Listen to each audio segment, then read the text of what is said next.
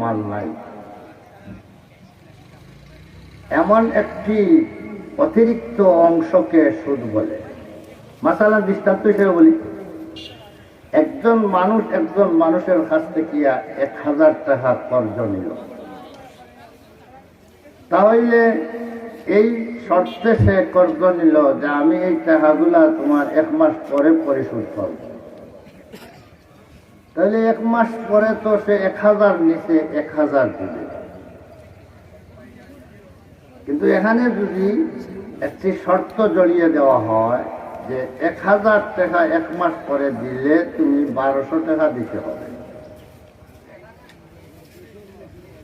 সেই 1200 টাকা তো 1000 টাকা নিয়েছিলাম, 1000-এর বিনিময়ে 1000 দিয়ে দিলাম, তো মুবাদালাতুল মাল বিল মাল হইল, মালের প্রদান হইল, দুদিকেই সমানতা হলো 1000-এর বিনিময়ে 1000।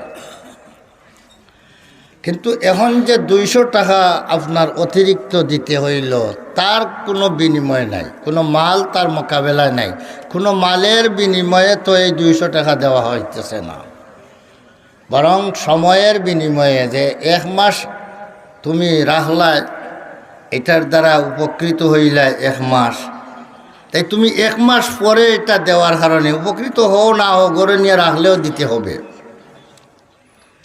তুমি তোমার কাছে যে 1 মাস থাকলো আমার মালটা, সে সময়টা যে তোমার কাছে থাকলো আমার কাছে না থাকিয়া, সেই সময়টার বিনিময়ে তুমি 200 টাকা 1 মাস পরে বেশি দিবা। তাহলে এখানের মধ্যে মালের বিনিময়, সময় তো কোনো মাল না, এই লাভটা দেওয়া হইতেছে, সময়ে তো কোনো মাল নাই, মালের বিনিময়ে মাল হয় নাই, বরং সময়ের বিনিময়ে সেই 200 টাকা হচ্ছে। এই মালের বিনিময়ে মাল না হওয়ার কারণে এই অতিরিক্ত মাল যেগুলা ওই 200 টাকাকে সুদ বলে, 1000-এর পরিবর্তে 1000 যা মিলবে এটা তো মূল মালের বিনিময়ে মাল পাইল, কিন্তু অতিরিক্ত আরো 200 টাকা যা পাবে তার নাম সুদ। মালের বিনিময়, এখানে কোনো মালের বিনিময় নাই, মুবাদালায়ে মালিয়া, যেখানে মাল দ্বারা বিনিময়, মাল দিয়ে মাল বিনিময় চলছে, সেই জায়গার মধ্যে আপনার মালের বিনিময় হয় নাই, এখানে সময়ের বিনিময়ে অতিরিক্ত মুনাফা মিলছে, এই মুনাফার নাম হইল সুদ, এই মুনাফার নাম হইল সুদ। অনেকে মনে করে যে আরবের কাফিররা বলতো ইন্নামাল বাইউ মিসলুর রিবা, ব্যবসা বাণিজ্য যা করা হয় এটাও তো ব্যবসাও তো আপনার সুদের মতোই, ইন্নামাল বাইউ মিসলুর রিবা, ব্যবসা বাণিজ্য তো সুদের মতোই। কিভাবে? সুদের মধ্যে যেভাবে আপনার টাকার দ্বারা লাভ হয়, এইভাবে এখানে তো টাকা দিয়ে লাভ হয় ব্যবসার মধ্যে। আল্লাহ বললেন না, এটা দুটোটা সমান কথা নয়। আল্লাহ সুদকে হারাম করে দিয়েছেন, ব্যবসাকে হালাল করে দিয়েছেন। আল্লাহ ব্যবসাকে হালাল করে দিয়েছেন, সুদকে হারাম করে দিয়েছেন। দুনো বস্তু, দুটোটা এক বস্তু নয়। এখন সুদ এটা হারাম, ব্যবসা হালাল। মাসালান দৃষ্টান্ত হিসাবে আমি বলি, একজন মানুষ একটা চাউলের বস্তা কিনে আনছে 2500 টাকা দিয়ে, ওই চাউলের বস্তাটা খরিদ করছে 2500 টাকা দিয়ে, না 2500-এর সামনে 2000-ই ভালো, 2000 টাকা দিয়ে একটা চাউলের বস্তা খরিদ করে আনছে। সে তার গুদামে আনার পর এরপরে ওই চাল খরিদ করার জন্য একজন কাস্টমার গেল, যাওয়ার পরে সে ওই চাউলটা ভালো চাউল খরিদ করে আনছে, তা বিক্রি করলো 3000 টাকা দিয়া। এখন 3000 টাকা দিলে এই ব্যক্তি 1 বস্তা চাউল নিল আর 3000 টাকা দিল। ওই ব্যক্তি, যে ব্যক্তি বিক্রি করলো, সে তো 2000 টাকা দিয়ে চাউলের বস্তা খরিদ করেছিল, বিক্রি করলো 3000 টাকা দিয়া, তাহলে তার 2000 টাকায় তো আরও 1000 টাকা মুনাফা হইল। কি বলেন? 2000 টাকায় 1000 টাকা মুনাফা হইল। তার জন্য তো এই মুনাফাটার নাম লাভ, এটা তো তার জন্য হালাল। এটা যখন হালাল, তাহলে আমার টাকা সে নিয়ে 1 মাস রাখলো, রাখার পরে সে দিল, তাহলে এর বিনিময়ে যদি আরও 500 টাকা মুনাফা হয়, তাহলে কেন এটা জায়েজ হবে না? আরবের কাফিররা সেই যুক্তি দিত। আচ্ছা বলেন তো, দুটোটা সমান না বেসম? একটু আমি বুঝিয়ে বলি।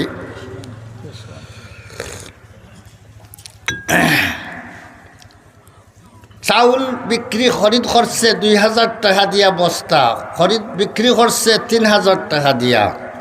বলেন তো, উনি যে 2000 টাকা দিয়া খরিদ করছিল, ওই টাকাটা এখন তার কাছ থেকে যে খরিদ করতেছে সে 3000 টাকা দিতেছে নি?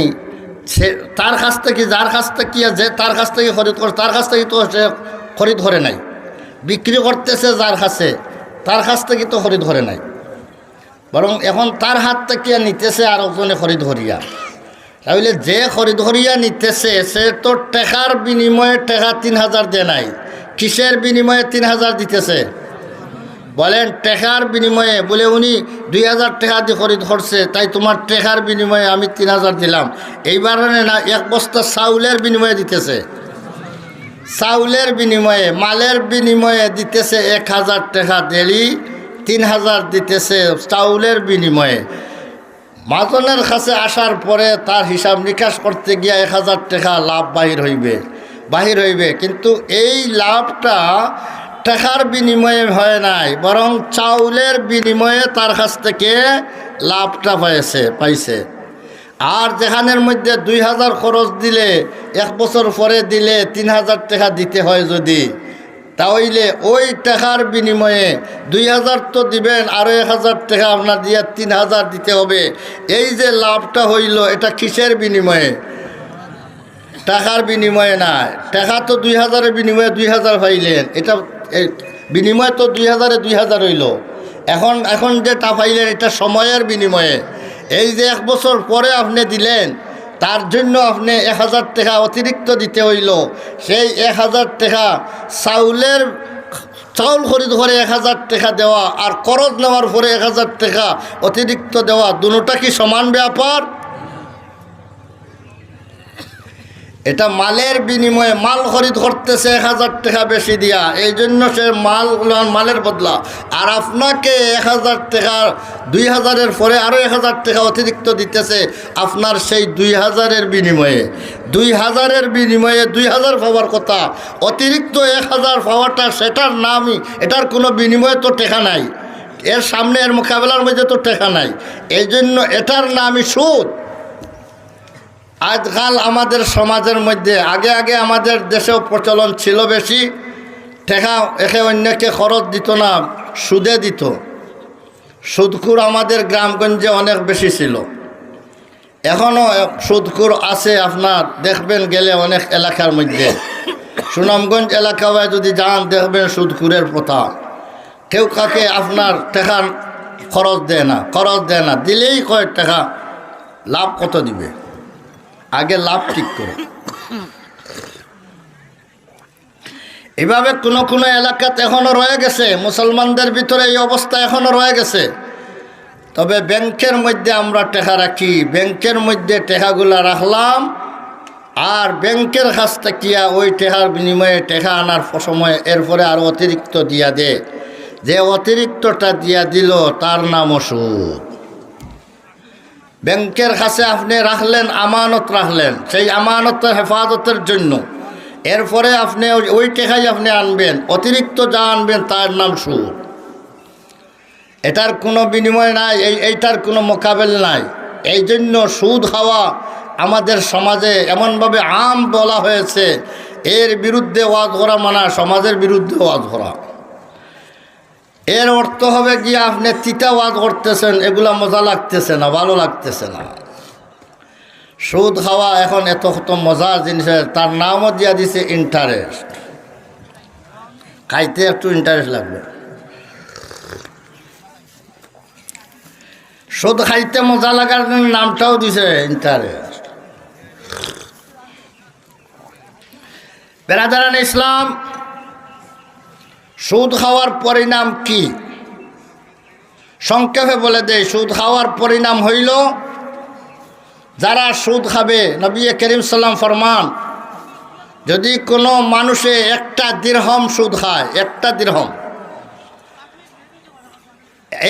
এক দিরহম এটা রূপার একটা টেকা, এক টেকা, এক দিরহম সুদ যদি কেউ গ্রহণ করে তাহলে ৩৬ বার জিনা করলে যে গুনাহ হয় তার সমতুল্য গুনাহ হয় একটা দিরহম সুদ খাইলে।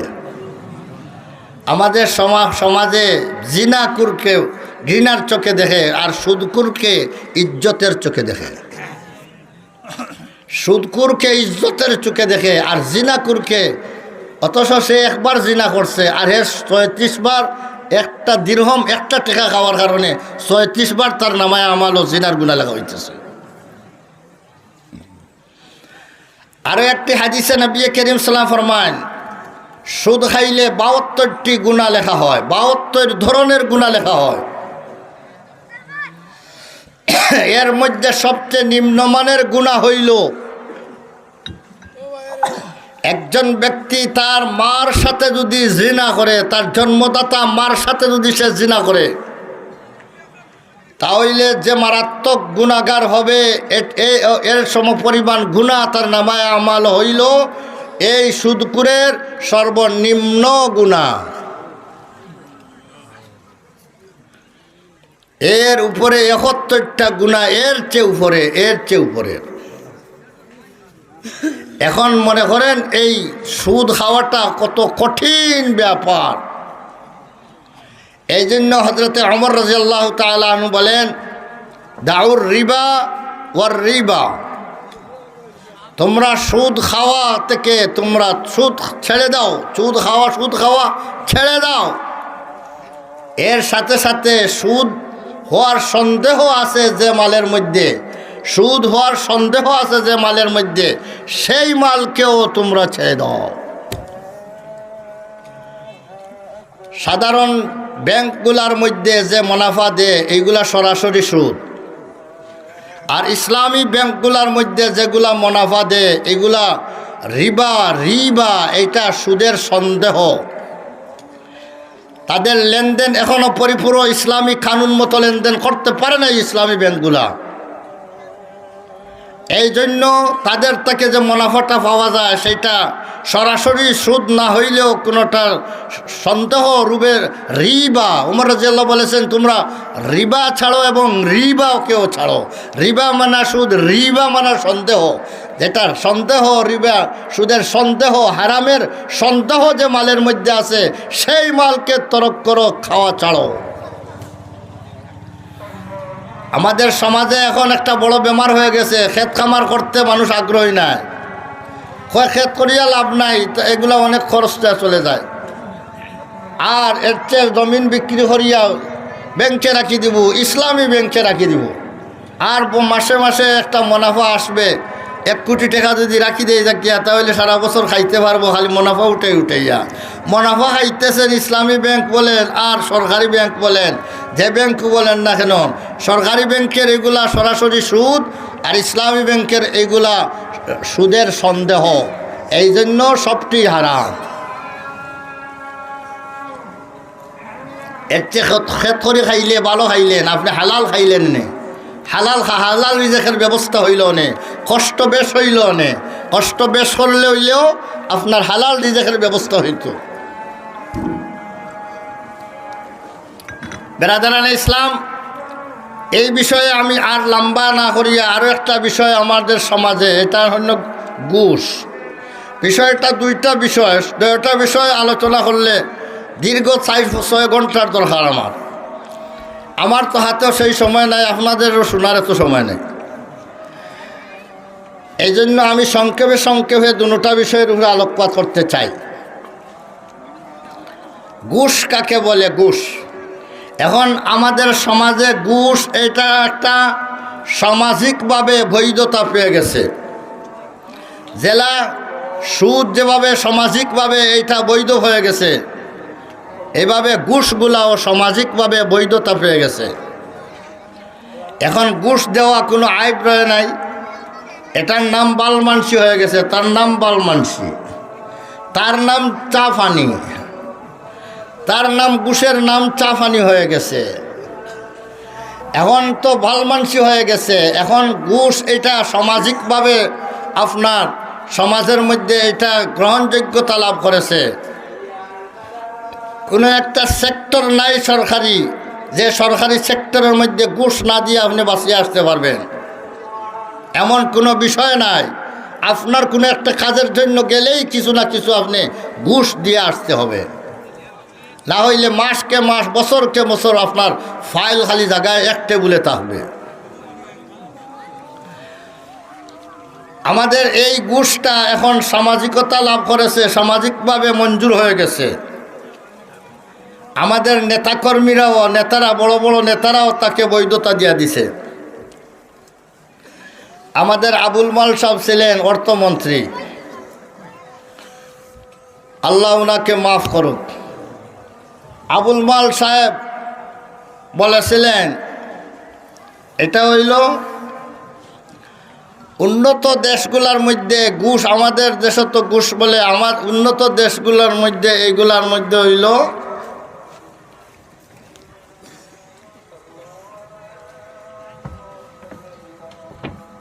স্পিড মানি। নাম বলেছে, আমি পত্রিকায় পড়েছি, নাম হইল স্পিড মানি।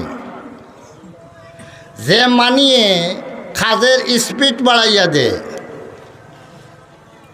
টেবুলের উপরে যে ফাইলটা মাসকে মাস বছরকে বছর পড়ে থাকতো, ওখানে 1000 2000 টাকা দেওয়ার পরে সে স্পিড হয়ে যায়। তাহলে এই মানিটা উন্নত দেশের মধ্যে এই মানিটার নাম হইল স্পিড মানি। উনি বলছেন, আমি আমার পড়ার জমানায় আমি এই ধরনের আমি ঘুষ দিয়ে